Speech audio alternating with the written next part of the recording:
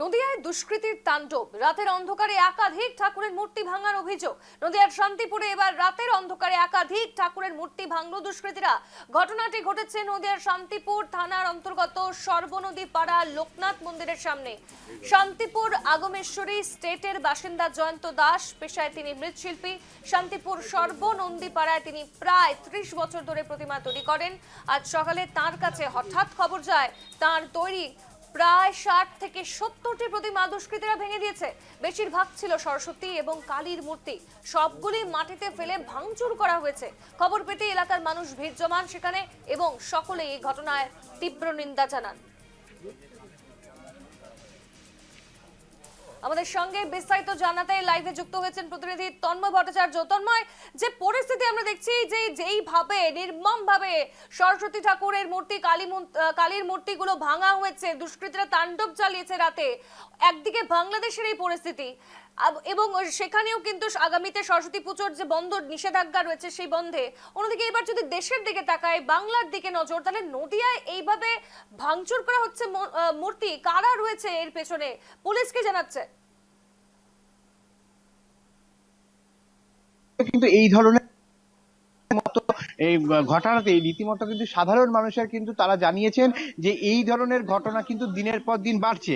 কারণ শান্তিপুরে একাধিকবার চুরির ঘটনা যখন ঘটে, প্রশাসনের পক্ষ থেকে সেইভাবে কিন্তু কোনো তারা হেলদোল দেয়নি এবং তাদেরকে ধরা বা ক্ষেত্রে সেই ক্ষেত্রে কোনো হেলদোল দেয়নি। এক্ষেত্রে দেখা যাচ্ছে কি সাহস কিন্তু বাড়ছে দুষ্কৃতীদের।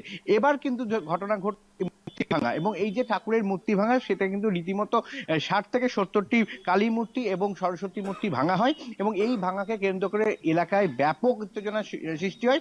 কারণ প্রতিমা শিল্পী তিনি কিন্তু জানিয়েছেন যে এলাকায় দুষ্কৃতী তাণ্ডব অতিরিক্ত বেড়ে গেছে এবং যেখানে যারা নেশাখোর তারা কিন্তু বিভিন্ন রকম অত্যাচার করছে, এমনটা কিন্তু তার পক্ষ থেকে দাবি করা হয়েছে।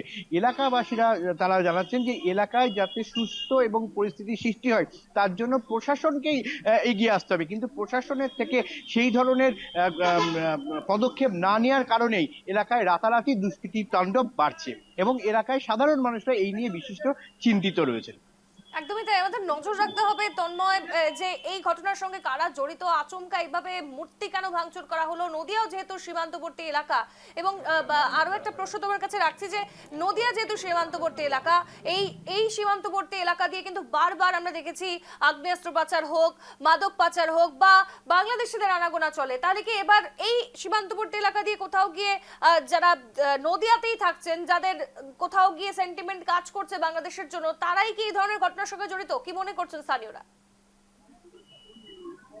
দেখো, নদিয়া যেহেতু সীমান্তবর্তী এলাকা, এই সীমান্তবর্তী এলাকা দিয়ে কিন্তু বিভিন্ন সময় পাচারকারী প্রতিদিনই প্রায় চলে।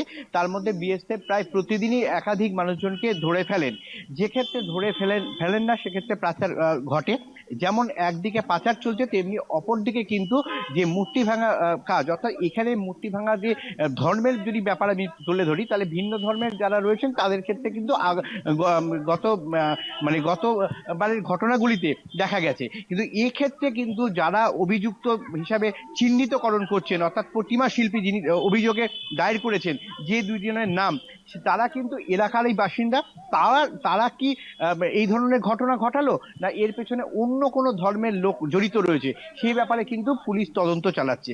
তবে এলাকার বাসীর দাবি যে পুলিশ সেভাবে যদি কঠোর হয় তাহলে কিন্তু এই ধরনের দুষ্কৃতী তাণ্ডব বন্ধ হবে, কিন্তু পুলিশের পক্ষ থেকে সেই ধরনের সক্রিয়তা তারা লক্ষ্য করছেন না।